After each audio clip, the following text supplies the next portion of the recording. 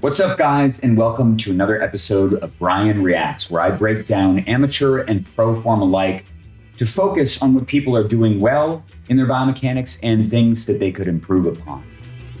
This is a brand new series on the channel. If you like what I'm producing, if you could leave a like or a comment, I read all the comments and I'm happy to respond to that. And of course, if you haven't subscribed to the channel already, please make sure to do that. Today, I'm going to focus on professional form, and I have in front of me none other than the walking behemoth, Ezra Aderhold. In fact, Ezra came to my attention a couple of years ago, courtesy of my friend and co-creator, Lee Wentz. And Lee said to me, you need to check out this guy, Ezra. His form is an embodiment of power and, most importantly, simplicity of mechanics.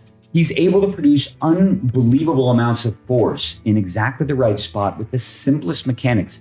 He doesn't run into the shot. It's very deliberate. His stride is very measured. And yet, as soon as he plants his foot down and he focuses all of the energy in the swing, he produces velocities in the high 70-mile-per-hour range. In fact, I know for a fact that Ezra's capable of throwing 79 miles an hour. He's thrown shots in competition approaching 700 feet. The guy is a crusher. This video, which is produced by Anthem Films Disc Golf, and huge thanks to them for this incredibly high quality footage of pro form. So I'm gonna go through his biomechanics basically about halfway through the footwork, really focusing on the last 3 steps. And I will talk to you about what I see in Ezra's mechanics that allow him to produce unbelievable peak elite power and distance. So in front of me, right here, we can see Ezra is about to take essentially the first part of the final part of the X step. He has a couple of walk-up steps just basically for timing and to get his body ready to throw. But of course, as we know, the footwork really is just 3 steps.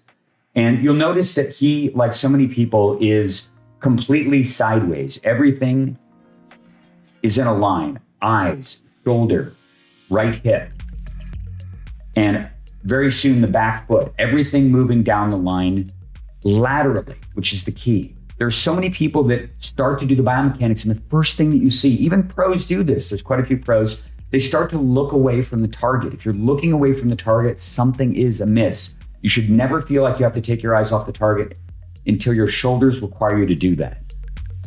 And you'll see Ezra's got the disc basically sitting at his core, not out in front of his body. He's not moving very fast, so he doesn't feel the need to do any kind of major counterweighting or anything like that because he's so towering and strong. Everything is about building up intention into a focal point of the plants on the ground. And you'll see that in Ezra's biomechanics. He doesn't need to go high to low.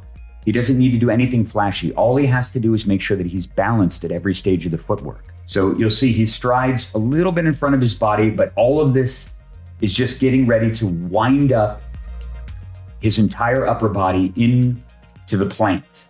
You'll see him extending his arm right there. And what's interesting is that his back leg angle here is very typical of people who have an athletic background. Ezra's a really interesting anomaly in this sport in that he developed his biomechanics as an adult. Most people that throw this hard and this far have come into the sport as children. I've talked about it a lot in the past. And it's the fact that they're children when they learn the sport that gives them the ability to understand how to get their body in positions to be strong against the disc. Because when they're little, the disc feels very heavy and massive. Ezra's an incredibly strong guy. I mean, look at his bicep over here. His bicep is probably bigger than his left calf. With all of that musculature, that disc doesn't feel like anything. It's weightless probably to him relative to his strength. So he's had to trick and train his brain into believing that the disc is heavy in order to make it so. And he's winding up his back leg right here. You can see he's got that perfect, roughly 45-degree tilt. I'll draw a line through his pelvis right here.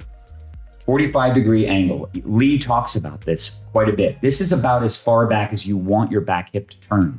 And this 45-degree angle, which is more than what some people do. Some people keep their hips completely sideways. They don't load the back hip at all. Turning your hips this way, this pivot allows you to load a ton of captive energy into the pelvis without having the hip turn outward.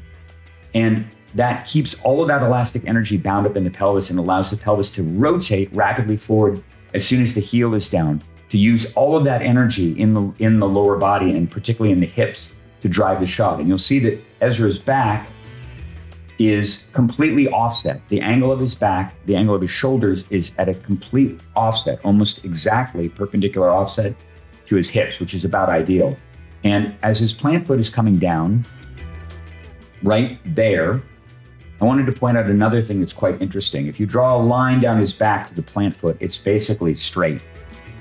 And this is something I've talked about. And Ezra loads his back shoulder about the same way that I do. The way that I feel naturally to move my left shoulder, to load my trailing side, isn't to wind up and put my arm way out in the air. It might make more sense for me to move my left arm higher. But most of the time, you just got to get this shoulder up to the point where it is in line with your back foot to load it. And it may have to do quite a bit also with the fact that I may be throwing with more upper body engagement and a little bit less lower body engagement than some of the other pros do. Maybe the way that I feel I can produce force is more similar to Ezra. Either way, Ezra only raises his back shoulder about that high. And you'll watch as his foot comes down right there. The disc is already moving a little bit, which is totally, it's not totally ideal, but it's basically fine. You'll see his left shoulder just kind of moves in and his arm kind of remains right at his side. My arm looks exactly like this when I brace too, actually. It's just where it feels correct to move it. I don't feel like activating it in a very aggressive way makes a lot of sense with my biomechanics.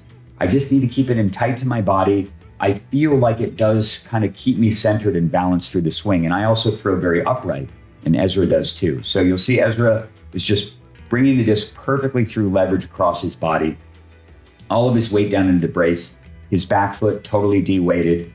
And I've actually seen video of Ezra when he's throwing full power that his head gets much more forward. He's kind of got his chin buried in his shoulder. Not really doing it here. And I think part of the reason might be that he's not throwing full power. I've seen a lot of people throwing on this tee and they're only throwing, I'd estimate that they're throwing probably 75% power. So I think because Ezra is not fully wailing on this shot, he doesn't have his head all the way forward. He's kind of using the leg and using the ground a little bit more than he normally does when he is throwing full power. But he does maintain this beautiful 90-degree efficient angle in his power pocket or in his leverage transfer device, the arm all the way out to the point where when the disc comes away. You'll notice that the 90-degree angle is maintained all the way until there's no more time left for the elbow to unhinge to throw the disc. And of course, it comes out right in front of his body, right down line where he's been intensely focusing the whole time.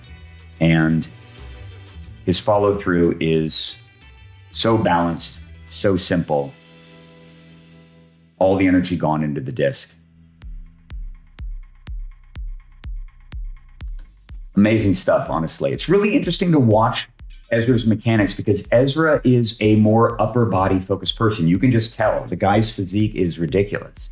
He doesn't skip leg day, I'm sure, but he spends more time doing upper body day probably than anything, and his physique reflects that.